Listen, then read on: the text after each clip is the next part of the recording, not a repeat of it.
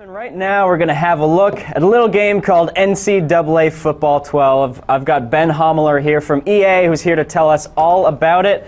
Ben, you guys unveiled the game recently, and it seems like one of the big focuses on this game is just like, you know, the spirit of each team, right? I mean, yeah, that's one of the big parts. It's really showing off what makes college football unique and what makes each school unique. So want to add a lot of those elements to the game, both in pregame and also during the course of the game, kind of make it really feel like you're at that stadium on a Saturday. Yeah, and so one of the key parts of that is sort of the, you know, the team introductions, which is great because we're about to see that right now with a little live demo. Yeah, we're going to jump in and see Oklahoma. You know, the Sooner Schooner, Boomer and Sooner, leading them out in the field right there. It's a great introduction, great thing to have in the game, and so let's take a look. Tell us what's going on here. To me, it looks like a whole lot of ants dancing around a green field. So you've got the band on the field, setting the scene. You're at Norman, Oklahoma, so you're at the Memorial Stadium. I had a chance to go to the stadium live last year. It's a really impressive scene. Florida State played at Oklahoma and got absolutely trounced. So not a great memory, but not great for one nonetheless to be able to go and see the stadium live and witness Boomer Sooner in action. But here we see kind of the intro as the team's running out of the tunnel, and you get the big inflatable mascot, everything inflatable tunnels are running out of, and you get ready to see the greatness that is the Sooner Schooner. All right. Nice. Lots of quadrupeds here, right? I mean, quadrupeds is kind of the fun buzzword of the year. Are these animals we've added to the game? So you have Boomer and Sooner, you have Uga, you've got Ralphie at Colorado, you have Chief Osceola and Renegade at Florida State. A lot of great traditions like these. Even going on to cars, so you have the Ramblin' Wreck at Georgia Tech. You've got the motorcycle for Oregon and for Wisconsin, or not Wisconsin, but Wake Forest. A lot of different things that are specific to the schools to really want to show off, and it's not just these kind of animals too, and not just quadrupeds, but even War Eagle for Auburn. You're able to get that to the game. We got our friend Alex off screen here, cheering on the War Eagle, little Auburn alum over there. Cool. And so, besides just the presentation, what have you guys added gameplay-wise to this game? So gameplay-wise, it's really about the collision system, and it's really about when tackles happen, and so it's mainly tackles, it's blocking, and it's also catching, and it's all about that collision being the point of impact of when those animations occur. So you're not going to see players suction into another to start a tackle, and you're not going to see a player slide or warp to start a tackle. It's all based on the collision of when that happens, and so that's a big improvement to really make the game look and feel unique and real, and not just kind of canned animations. You're seeing a player add on to a tackle. You're seeing one player with the force of his momentum knock a defender off of the tackle and steal the tackle from him. Add-on tackles and things like that are really, not just the canned animations we've had in the past. Okay.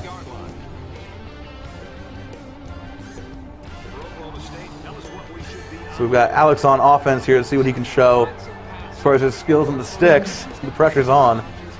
But so you'll see right there, the tackle begins as soon as he makes contact with the ball carrier, and so it's not a situation where he's starting that animation before he's hit the guy. It's starting right there, so he's not sliding or warping to start that tackle. Okay. In addition to that, too, for gameplay, it's all about zone coverage and a lot of updates to how the zone is played, and so you're going to see the players play a lot smarter as far as their zone coverage responsibilities. So they might leave their area if there's no receiver around to try and help out, if everything's kind of over on the other side of the field.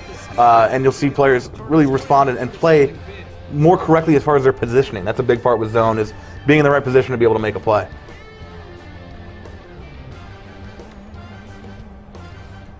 From their own 42-yard line, it's first down. Another part to talk about as far as presentation, definitely talk about ESPN and how ESPN's throughout. From the moment you press start and you're at the main menu to when you're in the game, you're seeing these ESPN presentations and look like a real broadcast. And so here we see, on a replay, you'll wind up seeing an ESPN wipe, and it might, if it's a non-conference game, be just a general ESPN wipe. If it's a conference game, be the conference logo. If it's a major bowl game, you get a big wipe with the bowl game logo there. So really kind of great elements that really show off the different aspects. And so in that, too, it's not just the presentation as far as wipes and banners and things like that.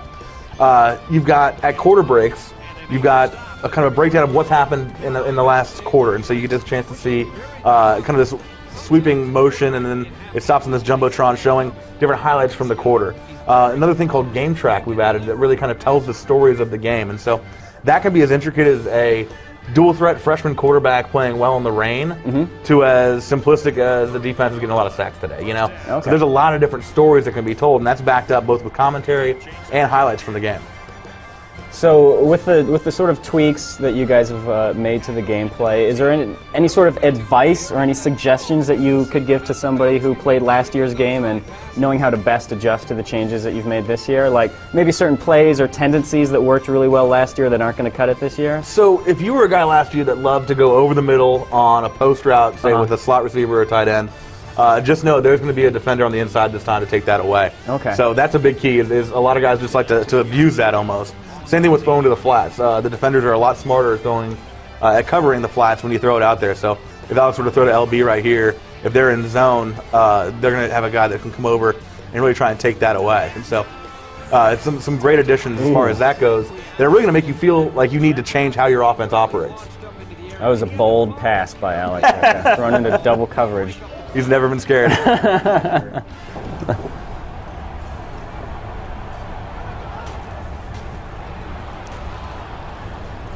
Oh, there we go. Very nice. Finds the guy open over the middle. So I think that's another important part to stress too is while zone coverage has been improved greatly, it's not to the point where it's unbeatable. You know, there's still holes in zone coverage. I mean, by nature of zones, there's still holes to find, but what we've done and really tried to work on was limiting those holes and making it a lot smaller, making it that you have to be a lot more efficient with what you're doing and not just throwing it up. Okay. And so how about the guys who don't play the game every year, the guys who aren't college football experts, you know, who just want to pick up the controller and be able to understand what the heck is going on and actually like have fun just right away? Sure. So for those, I mean, we've got a lot of different options for what you can do. You know, there's a one-button mode is very simplistic if you're just kind of learning how to play the game. Everything's right there on one button to do all the action. But even so, I mean, with the different difficulty levels, if you play on a lower difficulty, you're able to have a lot more freedom to make mistakes. And that's one of the key things. You know, defensively also, in any difficulty level, the addition of the tackle button on the on the X or B button really is an addition to really set it up so that you can actually make a tackle. Like, I want to make a tackle right now. I don't want to risk a hit stick. I don't want to just dive and flail and hope I hit you or just run into you. I want to initiate a tackle. So I hit that button, and it will start a wrap right there. And if there's nobody close enough to start, if the ball carrier is not close enough to start a tackle right there, he'll make a last-ditch effort to lunge at you and try and bring you down. Okay.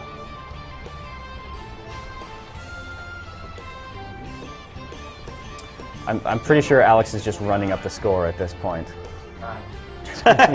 He's trying his best. No love lost in Bedlam here, so. All right, so we're seeing Alex on defense here. Let's see how he does. So with that new system as well, you'll see a lot of times suctioning was a big problem on blocking. Right. And so that's all gone now too, in that you're not going to see a defender get suctioned into a block. Okay. The offensive lineman is going to have to be in front of him and be able to at least maybe not get a full way of him, but just chip him a little bit and kind of move his direction and change his momentum. And so that's a nice part right there to really help out the running game and also defensively to stop the running game is that it's not just, okay, I've got to suction in and start this tackle or this block right now. Things are not looking good for the old Sooners. No. He's taking down the #1 team in the country. It's actually a small thing, but you guys have real grass in there. So that's right? one thing from a visual standpoint. The goal was really to touch every pixel. It was kind of the mantra we have for that. So the addition of 3D grass, it starts down there. So it looks like real grass. I mean, if we were playing in a snow game right now, you'd see little blades of grass coming up through the snow. And particles come up as they're running through the snow, through the grass. And so it's kind of a really great look right there to make it look like real life. And then moving up to the player, you've got new gear and new uniforms and dreadlocks and things like that that are new additions for the player. Then outside in the crowd, you've got 3D crowds for the first time.